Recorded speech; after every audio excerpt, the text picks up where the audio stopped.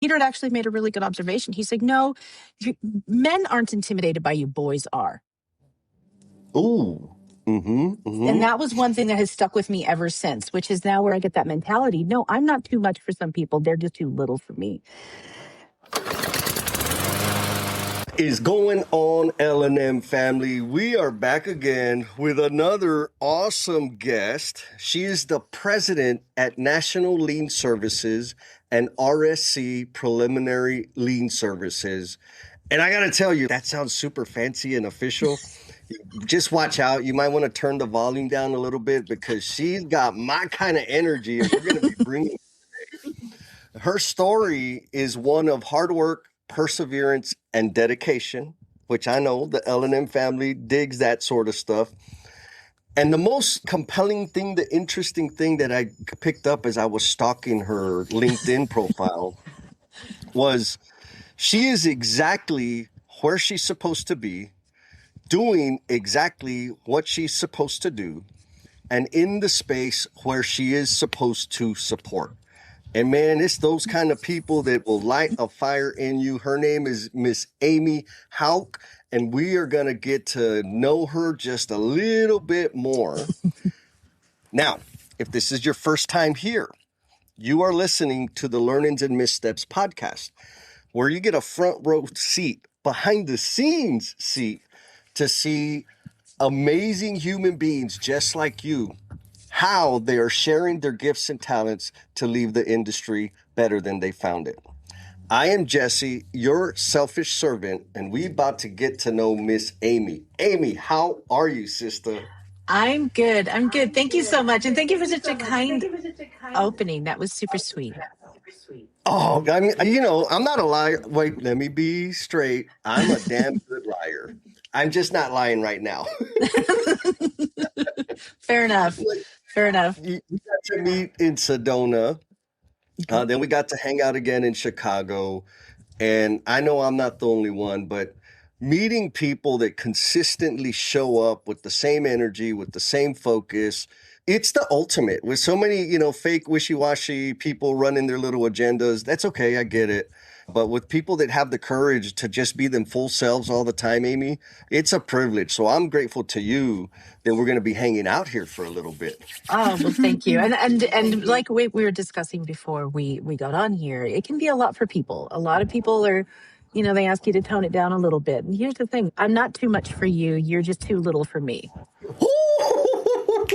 Gangster, right out of the gate. I knew it. Oh, okay. I like to start with the very simple question. You ready for it? Always. What do you know about endangered desert whales? Fascinating. Clearly, you read my bio on LinkedIn, sir. What I know is that they're no longer with us. They have successfully gone extinct. They were. I never know what to write in those things. I hate writing about myself. I'll leave that usually to Peter, my humble husband, who will write it for me because I'm horrible at writing about myself. I don't know what it is. It's kind of that weird, you're just talking about. So I'll typically just be an ass. I'll just be a total ass about it. My LinkedIn post over the weekend, I was a total ass about it. I'm just like, I don't know what I'm writing about. I don't know who I am. I feel like I change every day. Sometimes every morning it is a different person. That's why Peter is humble. So I don't know what I'm getting today. I better just come in neutral and hope not to react to any kind of crazy she's got coming at me today. Yeah, no, I did. I was doing the LinkedIn stuff. I was like, oh, this is interesting. I love it. And I totally picked up on the tone. And so here's the interesting thing is because I've been able to hang out with you. I'm reading. I'm like, oh, she's having fun. She's just putting stuff out there. But the truth, right? Because sure, intellectually, we know that being precise and clear about whatever we put on our damn profile, there's business value to that and la, la, la, la, la. Mm-hmm. And even now with like all the GPTs and stuff, you could have used that to produce something that fits the mold. But when I was reading, I was like, this is Amy. Now I have the advantage of knowing you. This is totally Amy. I love it. I found that I did, I find that what I'll do sometimes is when I write, I have a tendency, and I'm known in my family and some of my close friends, I like to write. I actually enjoy writing. And, I was raised in a time when Hooked on Phonics was a real thing. And it encouraged us to do a lot of good writing. And so I like writing, but I also know that I have a tendency of going a little bit off course a bit. And so I think having those bumpers, sometimes AI be like, I think I might have bit a little bit too much off here than I can chew. Rein me in, baby. And it'll rein me in. It'll give me some suggestions. I'm like, okay, I'm not going to use that, but I see what you're wanting me to do there and I'll make my edits. But for the most part, when I'm writing for me, it's going to be for me. If I'm writing for my companies, it'll be a little bit of me and a little bit more of the GPTs or the Claudes or I don't want, if Josh watches this, which I would expect him to, but if Josh watches this and he hears about the GPT Claude wars, I will use the GPT if I need to, Josh. They're tools, man. It's funny from the construction context. I consume a lot of content and I hear the case for Claude and for all the other things, right? And I'm, part of me is judging. Come on, y'all, get over it. It's a freaking app. But then I think about the DeWalt, Milwaukee, Ryobi discussion, which is, that's serious. That's something serious. And now we're talking about things that can... Exactly. They're all tools. And, if you've got a tool and it depends on what you're trying to accomplish. If my brand is authenticity, that is what I try to bring to the table. If it's too much, that's not a me problem. I'm sorry. That's a you problem. But if you can't keep up with it, then maybe we're just not a good fit. And with my writing, they need to know what they're getting into. One of the biggest things that customers will have, not even customers, prospects, anyone will ask me how I am. That will be the first lesson of anyone's relationship with me is I'm just going to tell you. I'm going to tell you exactly how I am. I'm going to tell you that my coffee wasn't right. I'm going to tell you that I woke up this morning and I just wasn't feeling it. I'm going to tell you that my back hurt this morning. I'm going to tell you menopause sucks. I'm going to tell you whatever you want, whatever comes to mind. And what happens is immediately the defenses break down and people are like, okay, God, I'm just going to talk to a human right now. I'm not talking to a business person. I'm not talking to a professional in any form, but I'm going to talk to someone who just wants to be honest and authentic. And, I think that's a lot. I think if your brand is authenticity, then you can only do good things. And I know that's getting really cheesy. I know we actually talked about it when we were in Chicago. People are like, oh, authenticity is overdone. So what's the opposite to that? Fake? So, you're exceptionally authentic, Jesse. My God. It's like, you're one of the most authentic people I know. When I met you right off the bat, I was just like, this guy ain't holding anything back. He's just going to be who he is. He's not going to be fake. I'm not going to have to worry about whether he's being honest with me or not, because if I'm being a jerk, he's going to be like, you're a jerk. And I'll be like, oh God, that hurt. I don't want to be a jerk. I don't mind if I'm a lot of things, but I don't want to be a jerk. Oh my God. Well, thank you for that, Amy. And it is, we get to pick who we surround ourselves with. And if the people that are going to contribute energy into my life, I want more. If you're going to take more energy than you give, you're on my dead to me list. Like, I just stopped talking to you. You don't have to change your behavior. I'm just going to limit access, period. Now, it was a long road to get there. I wasn't always like that. And so I'm curious, Amy, an underlying thing from this authenticity, right, is there's tremendous courage in that, because you have to be okay with people not liking your flavor. And that's not easy. So I'm curious, like, that courage of this is me, this is how I want to talk. If you ask me how I'm doing, I'm going to tell you exactly how I'm doing. Is that something you were born with? Is something you developed over time? Because I know that there's a lot of L&M family members out there that struggle with that, right? Like, they feel like they got to put on the professional hat, and then they got to put on the mom hat, and then they got to put on the friend hat. And that's a lot of work. It's a lot of hats. I think it was developed. I will honestly say that when I turned 50 a year ago, so there now everybody knows how old I am. It's fine. It's a gray hair is a giveaway anyway.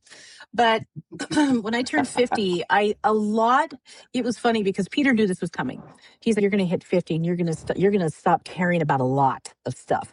And I hit 50 and I'm like, I don't care about most things. I'll be really honest, Jesse. I don't care about most things. I really don't. I just don't anymore. I think it was a learned lesson. I wasn't necessarily born this way. However, I will give props. My biggest, I say it in my LinkedIn bio, because the one person I give the most props to as far as this whole craziness is my mom. My mom was old school, ladies of the 80s. When I say it, see, now you can hear my bio because I'm going to say it because I know it because I wrote it with my fingers and my brain. But big old shoulder pads. Mom had the big hair. Mom was a chain smoker. My sister and I were slave labor because nobody cared back then. Nobody cared in the 80s. Right. They were slave labor. I'm like, oh, you just work for your mom. You're learning good work ethic. I'm like, I'm slave labor. She's paying me in pennies, Right. man, literal pennies. For a whole summer, because she was a freelance paralegal, which makes sense. So I was raised adjacent to the law because she was a freelance paralegal back in the day. She had an office. She was just such a powerhouse. And I'm like, my God, my mom kicks ass. And my mom is too much. My mom is too much for a lot of people. And a lot of people can't handle that, which is really unfortunate because the knowledge that's there, the experience that's there, the work ethic that's there is just second to none. So I got very fortunate with having a mom that wasn't afraid to say no to people. And I saw that. I didn't learn from that because, I was a yes person for a really long time. I was like, oh, sure, I can do that. And I can do that. And I did it. And I was tired. I was overworked. I was undervalued. I stopped doing that. And I stopped thinking about what actually brings me joy, what actually brings me happiness. Is it being fake for an hour or a minute or however long I need to so that person feels better? I'll do that, but at least I consciously know I'm doing it. I don't do it now out of habit. I do it now out of purpose. If I need to mute myself, if I need to, so that someone else in that moment, because they need their authenticity also. So mine doesn't override someone else's. I think that the point of being authentic is also having the cognizant awareness to say, I need to calm it down a bit because they need to have their authentic moment. And it's not going to be pretty. It's not going to be quiet. It's not going to be friendly sometimes, but that's okay. And that's what's needed for them. And that's part of just understanding who you are and what you're actually not giving up. You're just saying, okay, Cheryl, you clearly need the floor. Take the floor because you're gonna take it anyway. It is time for the L&M family member shout out. And this one goes to Mr. Chris Callen, who took the time not only to suffer through one of my trainings, in-person live sessions, but he also took the time to leave a little 5-star review on the Google reviews. And he says, great energy, tons of industry experience, and insane ability to make key concepts hit home to a wide variety of participants. And he's talking about me, just in case you didn't know. So, Chris, I super appreciate you, man, coming to the thing, being totally engaged, and then taking the time to leave a review.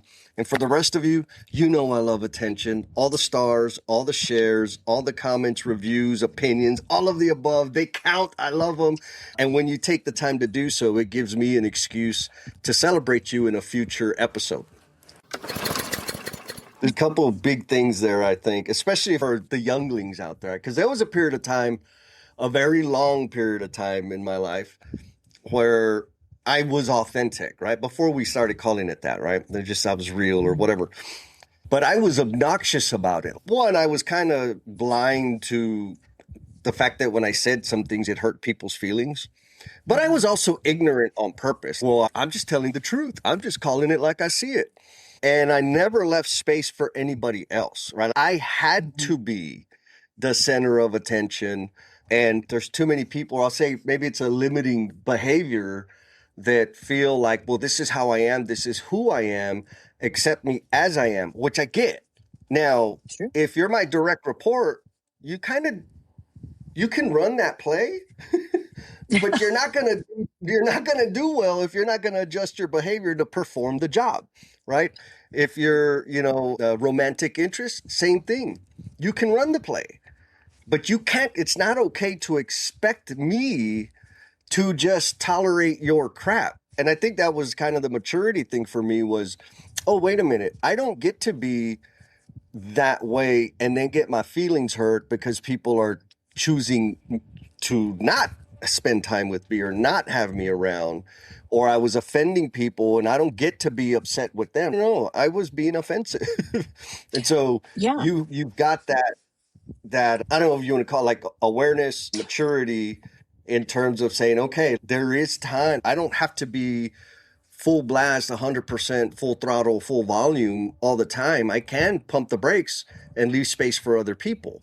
So you talked about picking this up from your mom. You got to observe it and see her, the way she moved and all that, which I think is phenomenal.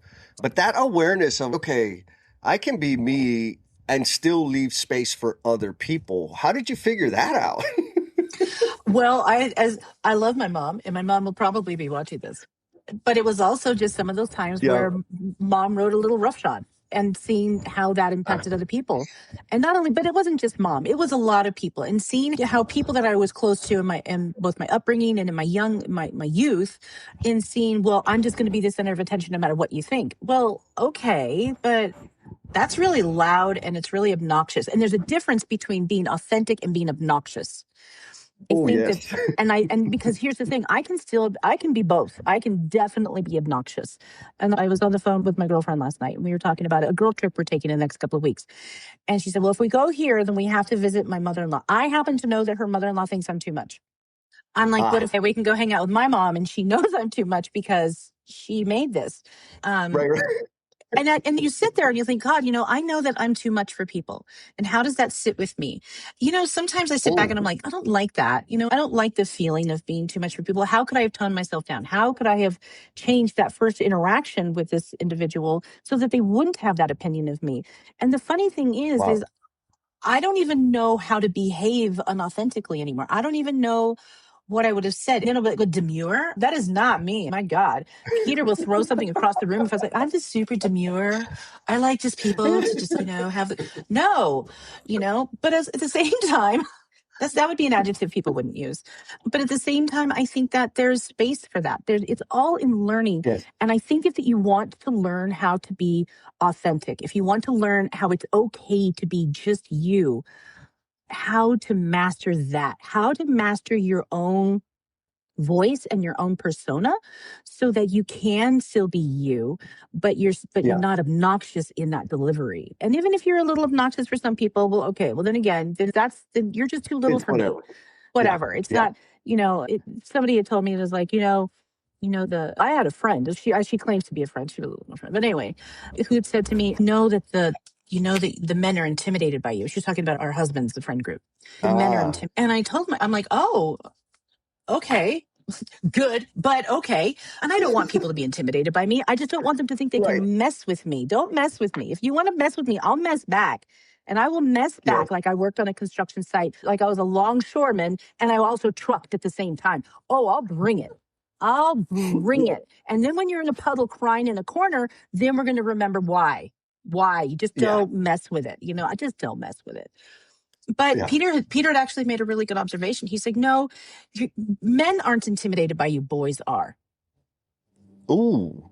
Mm-hmm, mm-hmm. And that was one thing that has stuck with me ever since, which is now where I get that mentality. No, I'm not too much for some people. They're just too little for me.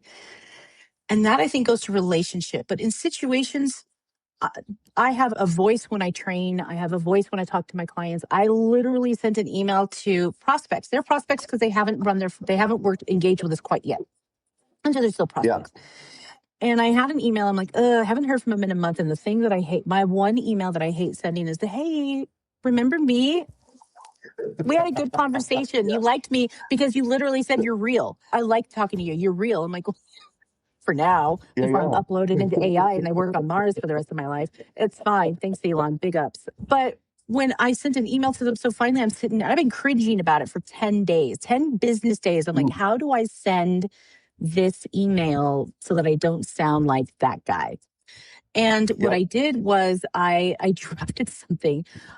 The last year we saw Simple Minds in concert. Now we're like on this big 80s tour revival concert going. We saw Simple Minds. And the Don't You Forget About Me. And I'm like, when I start writing, I listen to music a lot in my head. I'm listening to it right now, actually, in my head, not on the cameras, but in my head. Anyway. And so I'm like, how do I get them not to forget about me? And so I literally wrote, my subject line was Gen X reference in email. You want to read this? That was my subject line. Nice. Literally. Yes. I'll send you the email string.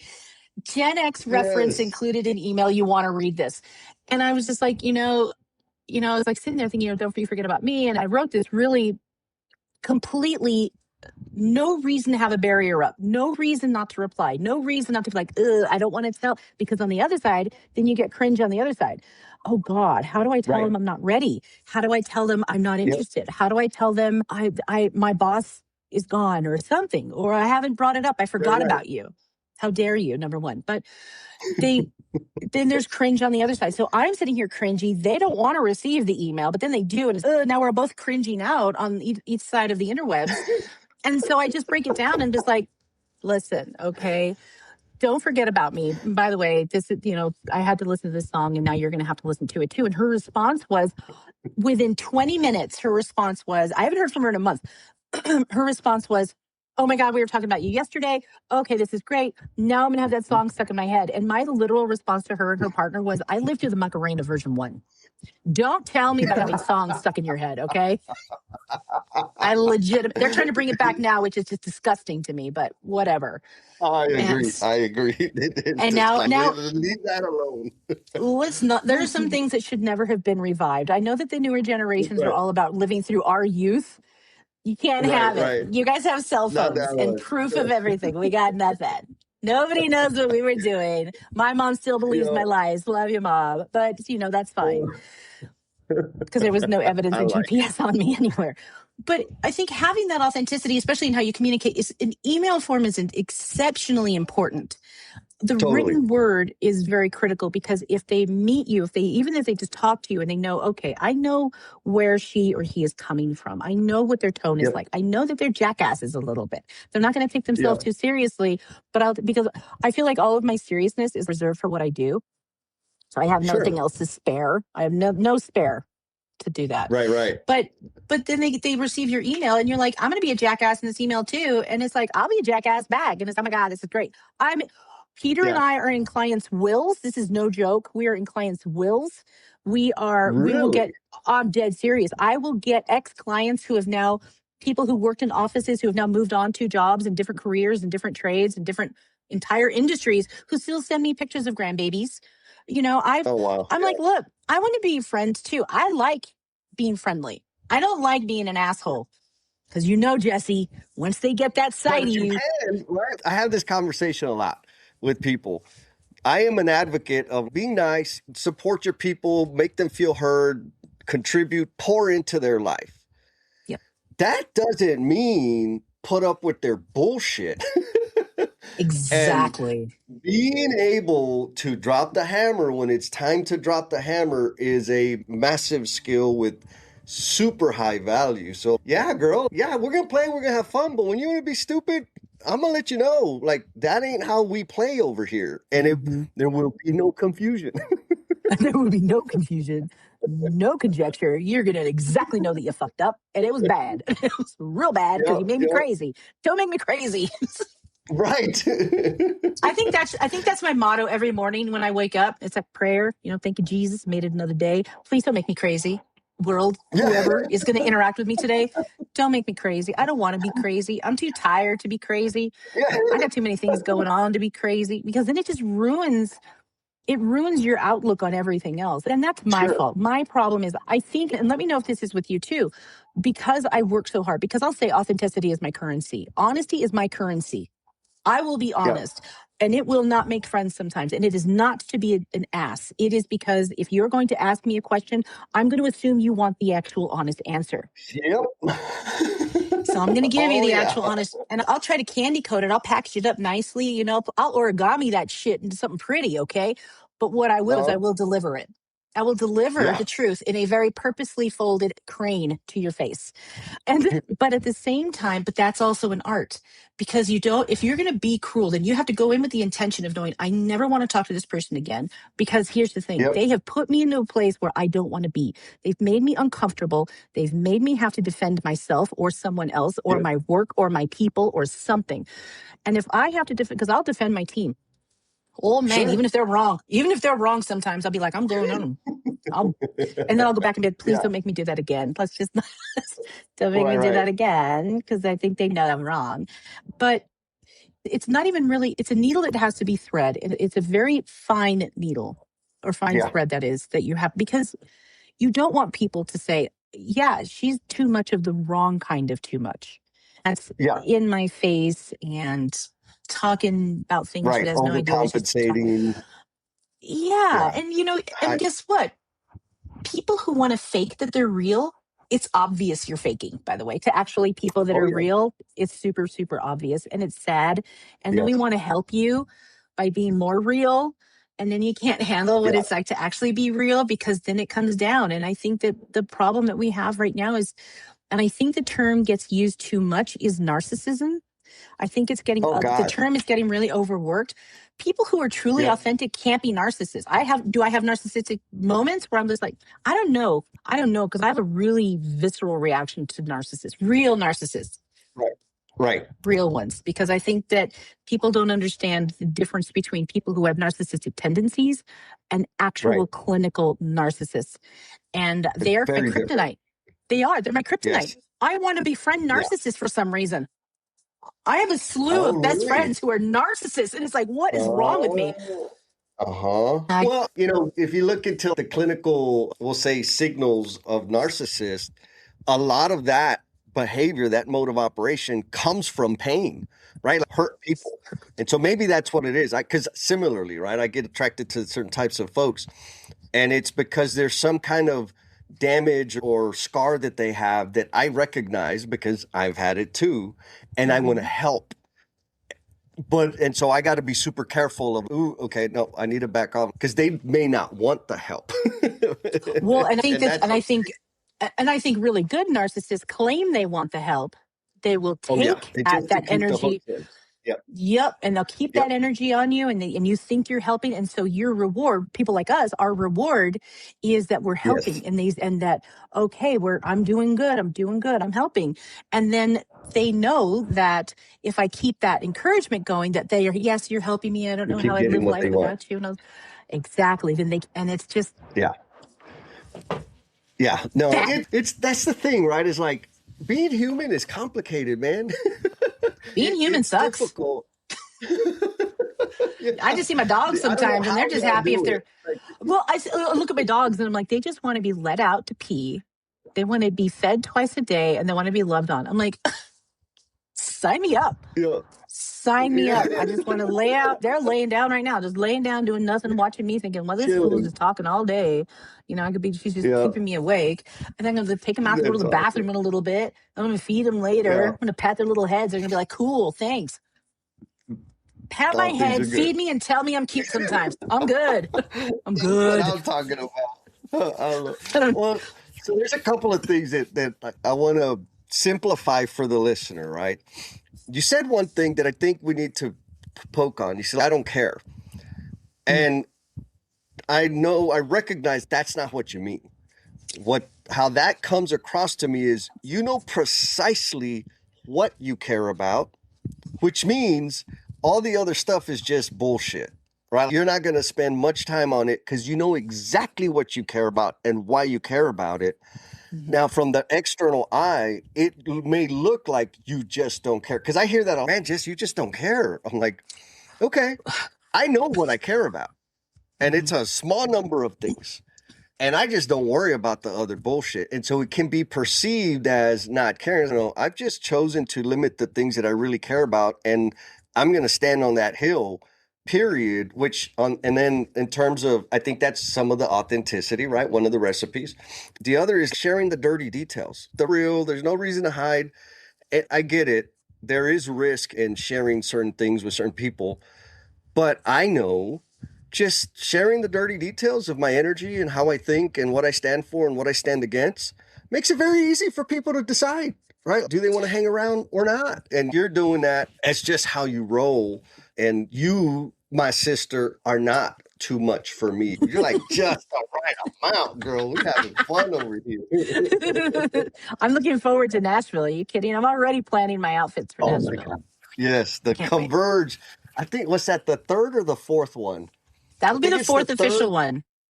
Yeah, because it was Savannah, Sedona, Chicago, and now Nashville. Man, I'm excited. Yeah.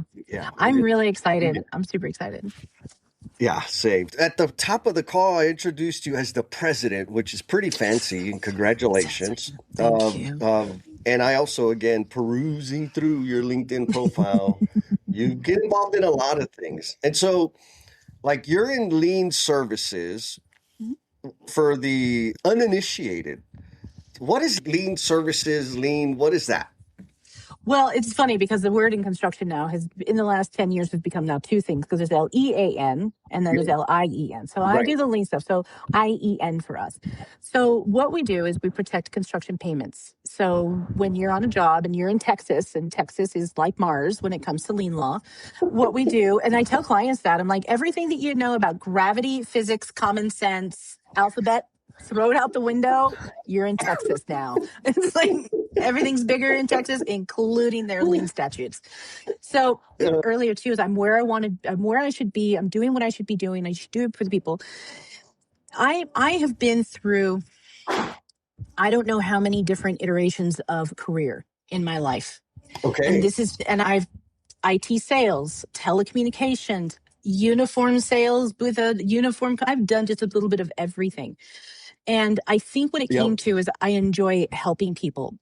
And one thing that I do and the president being like a formal term, it's a title. I'm no bigger, smaller. My team is far more valuable than I am. I am but a talking head, and I do trainings every so often, and I can drop some pretty gnarly emails when people piss my people off.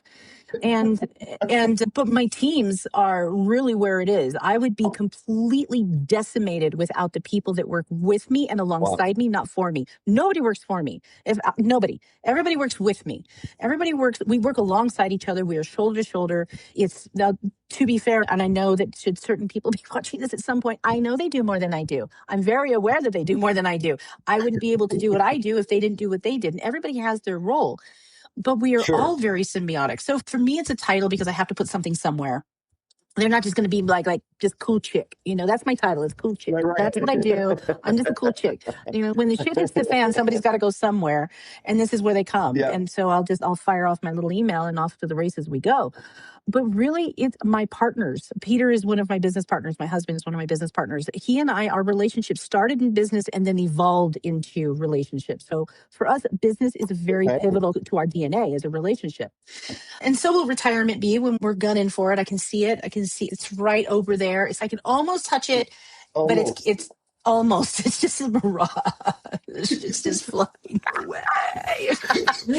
but there's. I like helping people. I know I said that before, but I like educating clients. I like educating people who aren't clients. I like educating. Okay. Period. Yeah. I like when I've been working on a whole new marketing, I can't even call it a marketing strategy, but a whole new marketing persona for the companies over the last 6 weeks. And it starts launching this month, which is why you're starting to see my LinkedIn actually starting to post more often. You're going to see me posting now like a grown-up. I think that was my converged promise to myself when I left, is I'm going to actually be more engaged on LinkedIn. I think I might have actually said that out loud. So I'm doing it. And because holding yourself accountable, if you're going to be authentic, you also have to hold yourself accountable. 100%. Because nobody else is going to do it for you because, hey, I'm authentic. I know what I'm doing. I know who I am. I don't need anybody to tell me what to do. Well, then you have to hold yourself accountable. That accountability is now tenfold what it would be for someone who's who's just going to kind of wear a million hats and change who they are. The chameleon syndrome, right? I'm just going to change who I am. But I like to educate. And so I like to make sure that that the industry, leaving the industry better than I found it, here's how I can do it. If one person who's not a client can take something that I've instructed and said, I do things differently now, and it saved me money, and it saved me time, or it saved me the headache of having to go before the boss because I didn't know something, then I'm done. Then as far as I'm concerned, I'm done. And I really think that having that facilitator mindset, that educator, that helper, that servant to the industry mindset is really maybe that's what president means to me, is I'm a servant to the industry and to my people, because it's not about me. It's about the people that I work with and the people that I work for. And that's really it. Because that's what a good president should do, is think about the people that they serve as opposed to the people that serve them. Amen. Amen. Okay, so you've gotten super active on the LinkedIn. You're an educator, facilitator, a resource, trusted resource. What are some of the things that that you put in front of people, those nuggets in terms of, I'm assuming you're going to be educating them on liens and best practices around that sort of thing. Yeah, I so are you do a going to lot be of doing like workshops, or what's the sneak peek? What's the early release? the What do you early call them? release. Commercial, the previews. What's the My preview? Let's say preview. My preview. So what's going to be coming differently is I will be hosting a live webinar every month, and it's going to be, it's not even, I don't know if it's going to be a webinar or me just talking into a camera. Maybe I'll have somebody on. Maybe you can come on. It's not really going to be much of a podcast. It's just going to be more of like here is a live thing. Here's what we're talking about. That's just having a payment issue. This is the most common issue I've had. I think for me, it's more than just payments. I like to mitigate risk. It's because I worked with an attorney. I've worked with several attorneys through my career. And there's one attorney who, I doubt he'll watch this. I'll have to send it to him and make him watch it because I'm not going to say his name, but he's going to know it's him. Who taught me about how bad risk is. And this was over the last 10 years. He says, risk is the biggest problem in construction. It's not about payment. It's not everything else. It stems from the nucleus, and that nucleus being the risk. They didn't assess the risk. They didn't understand the risk. And they didn't respect the risk, because you have to respect the risk. It's more than just looking at it. But, I knew it was there. You got to respect that sucker, because guess what's going to bite you back in the ass? That thing that you acknowledged, you looked at it and you ignored. Respecting and working towards closing the risk gap. That's what I love doing. I love identifying risk and saying, look, I have a solution. I have something you can do. I have a person that can help you draft your contracts better. I've got a contract specialist. I have a surety that can help you with that. That looks scary. You need to work with somebody to get that fixed. There's just, I'm never the smartest person in the room. I never want to be the smartest person in the room.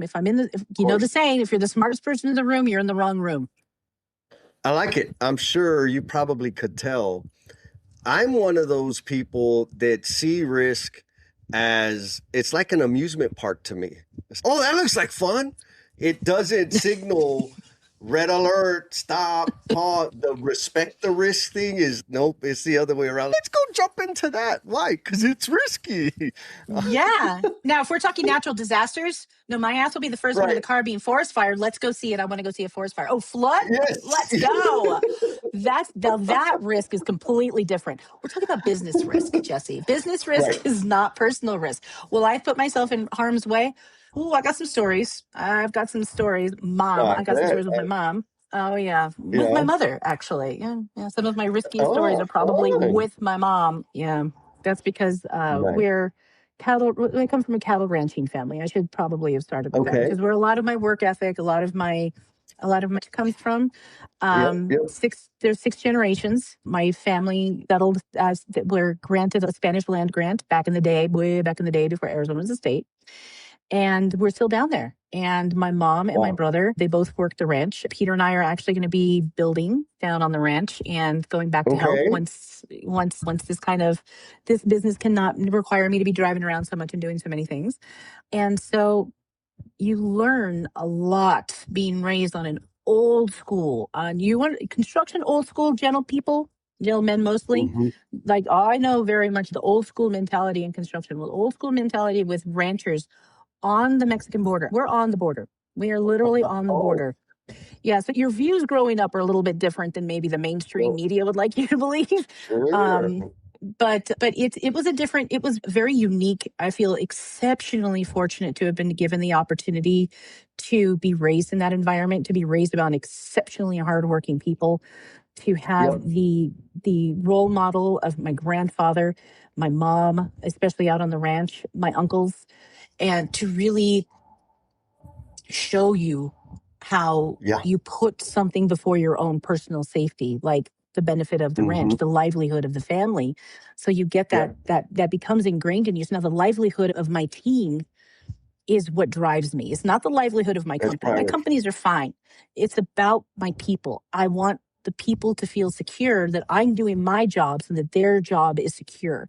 And that if I continue to do my job, which is build the brands, build the business, but get some exposure, get some value, then they have security, they have job security, and then I can hire people for them so that they can have Yep. people to help them. And that's my goal, because I'm fine. I want for nothing, I need for nothing. I'm very happy in my life. I'm very content with what I have and what I don't have.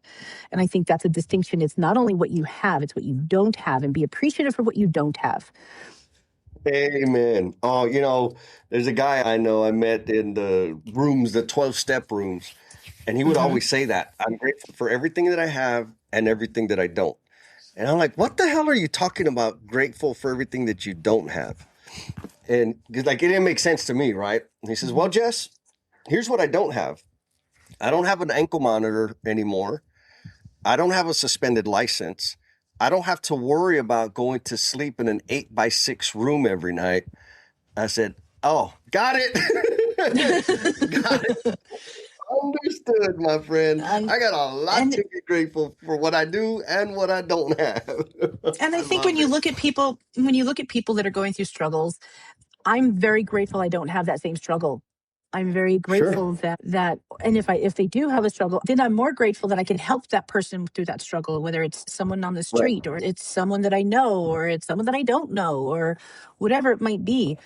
I think that my desire to help will sometimes get me in trouble, which is why you see, wow, you like to do a lot of things. Yeah, I'll be an executive director of a subcontractor association for 3 years that I have no business doing because a friend of mine was the president and he really wanted my help. And I said no to him. And if he watches this, I said no to you. I said no to you 3 or 4 times before I said yes. And you still did it. And I still did it for 3 years. I did it myself. And I was still running the Lien companies and had a team and did that and golf tournaments. And I was still volunteering. We were members of associations where I was either a chairperson, a co-chair, or a very active participant on multiple committees of multiple associations. I was on the executive board of the Minority Contractors of Arizona, which was a very rewarding a part of my career. The people that I worked with there, I still work with today, exceptional people. I have met some of the best people in the industry, and I've met some of the worst people in the industry. And I think that, and I think that you take that nugget and you apply it to what you want your DNA to be. Because here's the thing. You are not stagnant. You are not a static individual. Exactly. I like that. I'm going to take that. Jesse straight up will dance in every training he does. There will be a dance lesson in every training the man does. And so every post I have about this man will have a dancing people by it because he dances. And you know what? That's freaking great because, it breaks down that tension. It shows that you're authentic. It shows that I am willing to put myself out there. I'm not just expecting you to sit out there and shake your butt. I'm going to do it first. I'll shake my butt. Yes. And now you feel, because look, if I'm willing to do it, then you should do it. And, I think that's one of the things that as a leader that is important. Again, I struggle with that because I don't feel like I lead anybody. It's just such a presumptive term. I don't treat anybody the way that I wouldn't want to be treated. Period. Sure. Yeah. Period. Yeah. I'm going to say you are a leader, right? And I think I try to keep it simple. There's all this crap about leadership and and I'm like, look, it's 2 things. It's very simple. Number 1, do you have followers? Yes or no? If you don't have followers, you're not quite a leader yet. But more importantly, do you have a freaking direction? If you don't have a direction and you have people following you, you ain't leading them nowhere. You're running in circles and you're headed off the cliff. If you have a direction and people are happy to be around you while you're headed on that direction, guess what? You're a leader. And then you can add layers and layers of complexity to that afterwards. But what do you think about that? I think you're right. I know you're right. It's one of those things that I struggle with, which is ironic. Isn't it ironic? Because it's like, I attended training years ago. Again, one of my lifetimes, when I was working at a tech company, software company, they had us in a sales training. And this guy was a rancher up, I think in Montana or Idaho. Guy was a rancher, and he did sales training, which was very interesting. But he had this saying. It is interesting. And it stuck with me because, and he had his mentality, his motto is alpha dog. I'm the alpha dog. I don't care if you like me because I like me enough for the both of us. Okay. All right. I like it, Cletus. I like it. I like it a lot. But at the same time, that means I also, if you're going to take that mentality and really that is your mentality, that is who you are, your core DNA, then you have to be very comfortable with people telling you, I'm glad you like you enough for you because nobody else does. You still have to be, Yeah. your authenticity should, I'm not Yes. I can't be a douche and be like, this is my authenticity. I am authentically a douchebag. Right. Nobody wants to be around that Yeah. person. And maybe that's fine because guess what? There are people like that. Right. There are people Yep. like that that are like, I will be as abrasive as I can be because I don't want people to be in my sphere. And those are people that were hurt really bad for a really long time.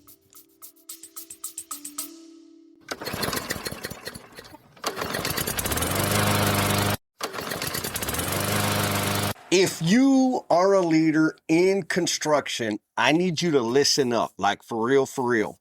There's a group of like-minded leaders coming together to share their experience and their knowledge, form like deep connections with other top-notch leaders in the industry, and become better leaders themselves. All of this for the purpose of leaving the construction industry better than we found it. And guess what?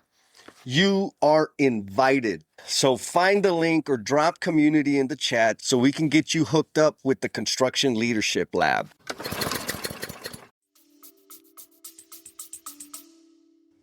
Totally. And again, from my perspective, that is not, again, picking apart this the idea of being authentic. If I'm hurt and scared and fearful and insecure, the best way for me to be authentic is to say that. I am scared. I am insecure. Your energy, this is how it's impacting me. Not the opposite, right? The opposite, like you said earlier, we can read it. The people out there that are running real game, they know you're pretending. We know you remember this one, posers? We know a poser when we see a poser. Oh yeah. Well, we recognized posers when we were young too. Yes. You do. Totally. And the saddest thing is they try so hard to be something they're not. When just being who they are is good enough. That's it. Yes, they're enough. And so let's say that again. You are enough. And if you're at the table, it's because you're wanted there. You don't need to prove or impress. Just contribute. That's it. And if you're scared, say you're scared. If you don't know, say you don't know. Just keep it as simple as you possibly can. And the reason, I want to be clear, I'm saying this not as, hey, I studied and I understand. It's because I used to play that game where I was overcompensating and pretending and posturing, and it was all performative bullshit. I lived that life and it sucked. It wasn't fun. I found myself, here's the risk, because we like risk, right? Yes. When I pretend to be something other than who I am, when I suppress who I am, when I'm like playing that game, wearing the mask, I end up finding myself surrounded by people I don't really like. And it's because they were attracted to that lesser version of myself that I've been putting out. When I started giving myself permission to be as much of me as I possibly can, guess what? I end up having freaking podcast interviews with you, Miss Amy. It works. It's freaking working. It does. Well, thank you. And I get to be invited to people like in your podcast like yours, which is also super amazing for me because I've been following you for a long time. And I've been reading about you for a long time. I'm not a big commenter. We know this. I'm not a commenter.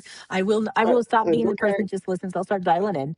But you know, there is a big authenticity there's a responsibility that comes with it.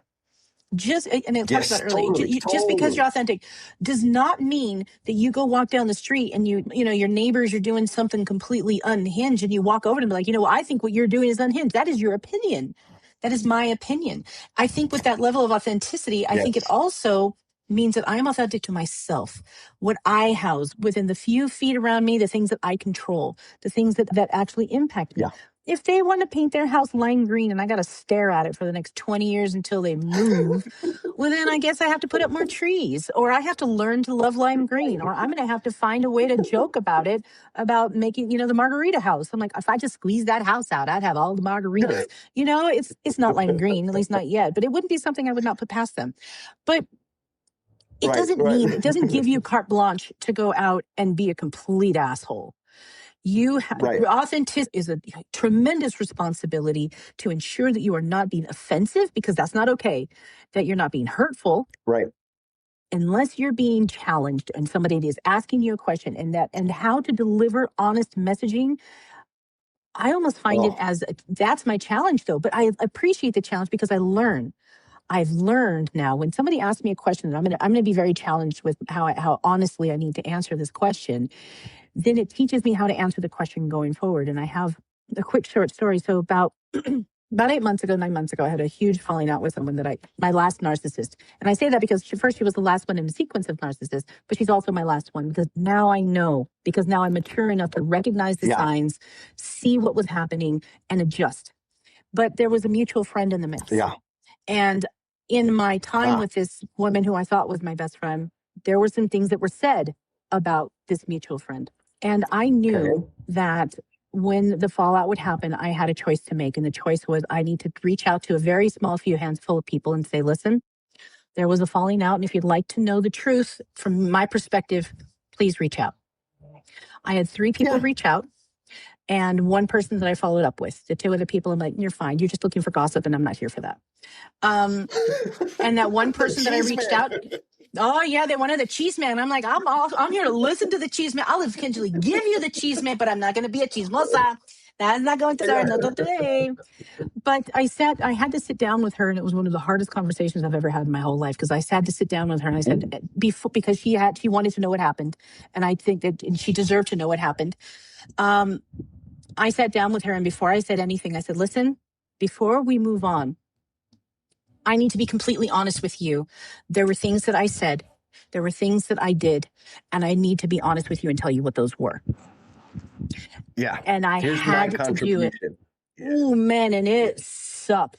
It sucked because she is a lovely individual. She didn't deserve any of it. And I apologized for my ignorance. I apologized for my arrogance in my comments. And I told her that the only thing that I can do is be honest with her. And I was honest with her. I was painfully honest with her. And it broke my heart to watch the delivery of that, because I realized that my words had power. And I realized that in my relationships with other people, I'm still responsible for how other people adjacent to that relationship are going to be in that friend situation where you think everything is sacred. And it wasn't about trying to pit her against this, that, and the other. And I told her, well, I opened, I said, what you do with this information is completely up to you, and I will respect what you do with it. All day. And she was very gracious, and she had her own things that she needed to ask questions on and figure out. And I was like, hey, look, if you want a friendship, I'm here for it. If you don't, I understand. And that is my bad because of the way that I was. And now she and I are planning a girl trip in the next couple of weeks. Nice. Okay. Good. And I just think that was just and it wasn't because it's, I'm missing a friend. I have a friend gap I need to fill. I got a best friend, and this fool sitting over here. But I really like, she's a nice, authentic, pure person. She's just, what you see is what you get. And I didn't realize that the narcissist I was dealing with was giving me everything that she thought I wanted her to be. And so I think by dealing with and living through the narcissistic relationships, I now understand my role in being gaslit, I was a very active participant in it because I wanted to help. I wanted to make her feel good. I wanted to make her feel seen and heard and loved and all of these things that her big bad husband wasn't doing, which the things that I learned just would make your skin crawl. Skin would crawl off of your body and into the flames. Yeah. No, I believe it. We do some crazy stuff as human beings. We are capable of enormous, miraculous, beautiful things, and we are capable of wicked, soul-sucking, low dirty things, the whole gambit. Yeah. And How do I know? Because I've done them. oh yeah. And if you haven't done them, you've been adjacent to it too. And I've had, oh my God, the list of things that I've done that I'm not proud of is long. Oh yeah, same. And do I feel like now my authenticity and being kind and being a facilitator is penance for that? No, it's lessons from that. I learned. Yes. Lessons, not penance, lessons all day, every day. Oh, okay. So I got one question before we go to the Grand Slam closing question. My God, ready. This idea about authenticity, of course, you're super intense, deep, real energy, I'm sure is getting people like, man, I want to show up like that. I want to have fun just being me. And they're stuck, right? They're stuck playing the game. They're stuck in the what if, I'm not sure. What advice or recommendations do you have for them? Start slow and start with a safe space. I would start with someone that is a safe person to start with your authenticity. Start with a family member, start with a close friend, start with a spouse or partner, somebody that you can start testing your authenticity with and being a little bit more honest, because authenticity means you're being dishonest. So now you have to be honest with your emotions. You have to be very clear with your communication. And there's some lessons there. So I would say start small, start with a safe place and be willing to hear. You can't do this fake. Right? You can't do this fake. It's like asking God for forgiveness. I think, right? If you look, there's only one person that's going to know whether you're actually looking for forgiveness or not. And it's going to be God. It's not going to be the person that you just wronged, right? At the end of the day, he's going to be like, yep, right. you. And it has to do, it's funny because Peter and I actually had this conversation last night about forgiveness and the Bible and whatnot. And forgiveness isn't words. I'm sorry are not words. They happen to actually spell word. Okay, they are words. I'm not an idiot. But it's action. It's action. So lessons and I'm sorry is in actions. And if you're going to be open enough to learn, you have to be vulnerable enough to feel pain, to learn from the pain, and to change. That is what you really, it's an internal mental, it's a mindset within yourself. You have to be able to say and not care. I don't care if somebody I care that that they dislike me. Do I care enough to change? No, I just care enough not to be around them anymore if that's how they feel. Or if I am in a situation where they're there, all right, I'll go ahead and calm my crazy down a little bit to be around a certain person if that person's coming to the party and it's okay. I need to be respectful because at the same time, authenticity comes with respect. All of the things that you're supposed to be authenticity. It comes with respect. It comes with honesty. It comes with openness. It comes with vulnerability. You have to be vulnerable. And you can't attack the person who's being honest with you, because if you're going to ask for honesty, be ready to get it and be ready to hear something cringy, because it could be super cringy and I didn't mean that. That's not exactly maybe I meant a little bit of it, but I didn't mean all of it. It's a humbling experience. But I would say also is the number one thing that you need to have if you're going to be authentic is you have to be humble. Yes. And be ready to be humbled. Oh, yeah. Part of it. Because you'll be humbled real quick. Really quick. Because this journey is not easy. It is a lifelong lesson. It is something that you will do for the rest of your life. So that when you get to a point where I have adult children, I have 3 lovely, beautiful grandchildren and a grand dog. So that way, if they listen to this, I recognize Milo is a living human being to you. God, I have to respect the Milo. But be ready for people to not be happy with you sometimes, and not necessarily to say, well, it is what it is and F off, that's not okay. Right. If the relationship is important to you, then through your authenticity, you can learn to be humble, appreciative, apologetic, and respectful of that person's boundary, whatever that boundary was that you crossed. Because let's be honest, you're only offending people because you crossed a boundary that they had, whether it had to do with how you communicate with them, words that you say, actions that you do. That's what it is. And that's your boundaries respected, then you have to respect other people's boundaries first. Yes, demonstrate the behaviors you seek. Oh my God, I love it. And I'm going to repeat it one more time because it's powerful. Simple, but powerful. Start small. start in a safe place, right? With somebody that you trust, that you admire, that you know is going to be careful and gentle with the new steps that you're taking. Massive. Because I didn't do it that way. I bet you knew that already. I just said, screw this. I'm doing it. I freaking wrote a book with all my garbage in it, right? Like, yeah, I'm reading it. I actually have it on my. I don't know where it is. It's either on my. It's either at my desk or it's sitting by my nightstand. But I'm reading. I've been reading it. It's one of my nightly reads. I'll go through a few different things and look for some nuggets. So yeah, I've got it. I got your book. Everybody should have Jesse's book. That's so awesome. I love it. Okay, well, I'm excited. You ready for the Grand Slam question? Man, I don't know. Yes. No. Yeah, you're ready. Yes. And I'm super jazzed about your response because 100%, right? Your authenticity, the maturity, the responsibility, the stewardship that you have demonstrated in the way you value and honor yourself, all of that makes me say, ooh, man, this answer is going to be good. So here you go. Here's the question. Ready. What is the promise you are intended to be? The promise I'm intended to be. That's a loaded question. My God. I feel like you should have sent this to me in email before because I was going to have a lot of dead space. Dead air. The promise that I intend to be. The promise is that I intend to be open. I intend to be open. I am not going to close myself down to criticism, critique, advice, direction, redirection.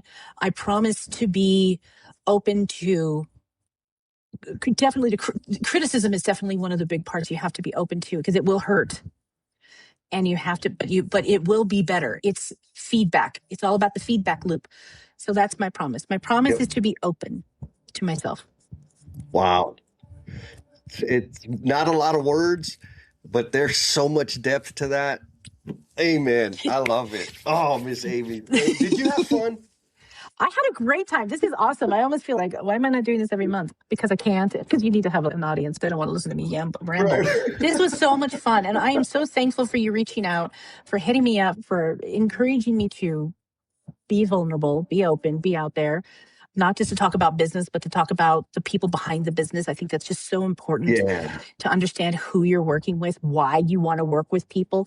I am not for everyone. I am not for everyone. And that's okay because you and neither are they. And I think that people that have that well, I'm in everybody likes me. No, right there. No, they don't. Because people don't like people that think that. Okay, right off the bat, I think that you need to be some humbled. Somebody about to humble you, and it's going to hurt because you're nobody. Not, for instance, like everybody loves you. No, they don't. A lot of people say that about like my sister. Everybody loves my sister. No, everybody loves me. No, they don't. False. Okay, I can love them, but no, it comes with a lot too. It's a lot. It's a lot, but it is also the most rewarding journey you will ever be on. If you look at it as a journey, it is not a destination. It is a journey. Being humble, being authentic, being real, knowing how to communicate, knowing when to say certain things and when not to say certain things. It's fun. It can be fun. Yeah. It's just a matter of winning over someone who doesn't like you. It's like the best coup ever. Love it. That's my body. Come around and like, she's not that bad after all. Told you. I told you. And now I get to do the I told you so, which people seem to think I do a lot. That's another thing. If you want to be authentic, you don't get to say I told you so. You never rub it in people's face when you are right. You accept it when they say, you were right. And be like, okay, and move on from it. Now, quietly, you might be high-fiving yourself, thinking, patting yourself on the back and be like, I knew it. That is for you. That is not for the person that just had to admit that they were wrong, admit that you were right, and trust that you weren't going to be an asshole about it. Yes, be gracious. I had to learn that. Gracious. Yeah, I learned that the hard way. That's a hard one. That's a hard one. I was right. Well, not all the time. Okay, so where do we send people? They say, you know what? I need me some more Amy. I got some lean risk stuff that I want some help with. Where do we send them? They can go to my LinkedIn, which I'm sure will be linked on the podcast. Just go to my LinkedIn and direct message me. They can go to my websites. I have nationallienservices.com and I have rcsliens.com. You can find me there, but I'm always on LinkedIn. I am an open book. Oh, and I just started a TikTok. I'm going to have my first little baby. TikTok will be on Friday. It's not going to be crazy. It's just it's a risk recap thing. It's not super fancy yet because I do plan on being the complete ass when I'm walking job sites sometimes because it's like, what are we doing? Because guess what? Even a lien professional can look on a job site and be like, "Oh my God, that guy's not going to get paid. He's not going to get paid. Like he's not going to get paid on this project." Yeah. But yeah, so it'll be coming soon. Awesome. Well, we will keep an eye, and for sure, we'll make sure we have all of the links in the description so y'all can connect with Miss Amy. Before you go, I want to thank you for spending part of your day with me. Your time and attention mean a ton, and it's because of listeners like you that this podcast even exists. If you enjoyed today's conversation, make sure to subscribe to the Learnings and Missteps podcast so you never miss an episode, and you get extra credit if you share it with your friends. Also, if you want even more insights on leadership, personal growth, communication, all those fancy magical things, you can sign up for my newsletter on LinkedIn because I got a newsletter that goes out every single Monday. All the resources I share there are designed to help you put yourself first so that you can leave this world better than you found it. There's also a digital copy of my book, Becoming the Promise You're Intended to Be. And it's sitting there waiting for you on my website. All you got to do is do the click and do the download and you get the free PDF. And if you want even more bonus points, share that PDF with somebody you know or the family of somebody you know that is currently struggling with self-destructive behavior.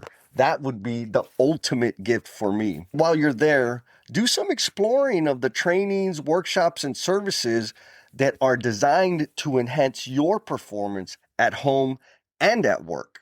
Just click the link in the show notes to check it out. Thanks again for listening. Take care of yourself, and I'll see you on the next episode.